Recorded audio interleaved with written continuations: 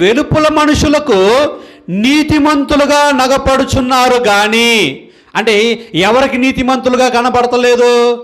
ఎవరికి నీతిమంతులుగా కనపడతలేదు? మనం దేవుడికి నీతిమంతులుగా కనపడతలా. నాకు నీతిమంతులుగా చూపించుకుంటానికి ప్రయత్నం చేస్తున్నారు, నేను మీకు నీతిమంతులుగా చూపించుకుంటానికి ప్రయత్నం చేస్తున్నాను, ఒకరికొకరికి నీతిమంతులుగా చూపించుకుంటానికి ప్రయత్నం చేస్తున్నాను. కానీ దేవుని ఎదుట మనం నీతిమంతులుగా ఉన్నామా లేదా అని మనం గమనించట్లేదు. అంటే అపవాది మనలో ఎలాంటి అక్రమాన్ని పెట్టాడంట? క్రమమైన జీవితం. ఏంటి క్రమమైన జీవితం అంటే? దేవుడికి నీతిమంతులుగా కనబడాలని దేవుడు ఒక క్రమమైన జీవితాన్ని పెడితే, మనలో అపవాది ఏం చేశాడంటే ఒక అక్రమాన్ని తీసుకొని పెట్టాడు. ఏంటి అక్రమం అంటే?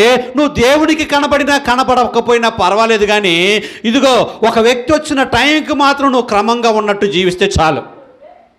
ఒక మనిషి చూస్తున్నప్పుడు నేను పరిశుద్ధునిగా కనబడితే చాలు అన్న ఒక ఆలోచన కలిగి ఉండి చాలు అని అక్కడ అపవాది అక్రమ ఆలోచన తీసుకుని వచ్చి పెడుతున్నాడు. అందుకే అక్కడ ఏమన్నాడు యేసుక్రీస్తు వారు? అలాగే